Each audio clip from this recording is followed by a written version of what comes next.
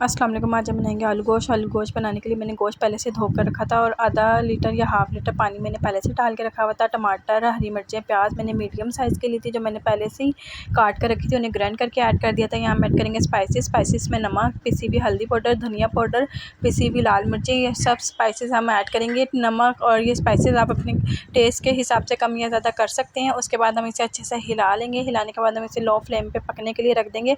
अगर आप pressure cooker में बना रहे हैं तो 20 मिनट लगेंगे और उसके बाद अगर आप इसे हांडी में बना रहे हैं तो थोड़ा टाइम लेगा ये, क्योंकि गोश्त को गलाना और फिर आलू गलना है तो ये थोड़ा टाइम लगेगा। इसमें आपको घंटा एक लग जाएगा या आधा घंटा कह सकते हैं।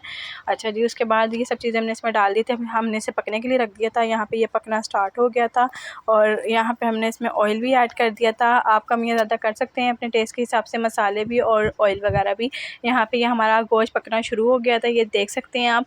उसके बाद हम यहाँ पे इसमें डालेंगे आलू डालने के बाद हम इसे अच्छे से भून लेंगे। साथ ही हम इसमें कसूरी मेथी ऐड करेंगे। कसूरी मेथी ऐड करने के बाद हम इसे अच्छे से भून लेंगे ताकि हमारा सालन जो है वो अच्छे से भून जाए और आलू भी साथ ही भून जाए। ये देख सकते हैं आप यहाँ पे मैं कितने अच्छे से हिला रही हूँ और ये देखिए हमारा गोश्त जो था यहाँ पे गल चुका था, बहुत अच्छा गला था। बस अब आलू रह गए थे, जो हल्की सी कसर होगी गोश्त में, वो आपके आलू जब तक गलेंगे तैयार होंगे तब तक आपकी जो गोश्त में हल्की सी कसर रह गई थी वो भी पूरी हो जाएगी इसमें। और ये देखें कितना अच्छा लग रहा है, हमारा आलू गोश्त तैयार हो रहा है। और यहाँ पे हमने इस पर कसूरी मेथी ऐड की थी। आप अपने हिसाब से कसूरी मेथी ऐड कर लीजिएगा थोड़ी सी, मैंने तो अंदाज़े से डाली थी, आप भी अंदाज़े से डाल सकते हैं।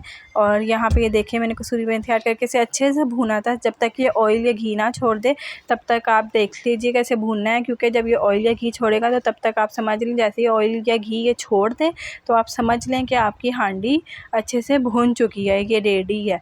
फिर उसके बाद आपने इसमें पानी ऐड करना है, जितना आपने शोरबा रखना है उतना आपने इसमें थोड़ा सा पानी ऐड करना है। ये देखें यहाँ पे ये ऑयल कितना अच्छा इसने छोड़ दिया है, घी ऑयल जो भी डाला था वो देखें कितना अच्छा ना छोड़ दिया है यहाँ पे इसने। इसी तरह आप भी देख लीजिएगा, ये पहचान होती है हमारी हांडी भूनने की। उसके बाद हमने इसमें पानी ऐड कर दिया था, मैंने थोड़ा ही पानी डाला था ताकि हमारा आलू गोश्त ज़रा अच्छा सा और सही सा तैयार हो जाए। और ये देखिए बस इसमें थोड़ा सा उबाल डलवाएंगे ताकि हमारा आलू गोश्त अच्छे से उबाला आ जाए और अच्छा लगे।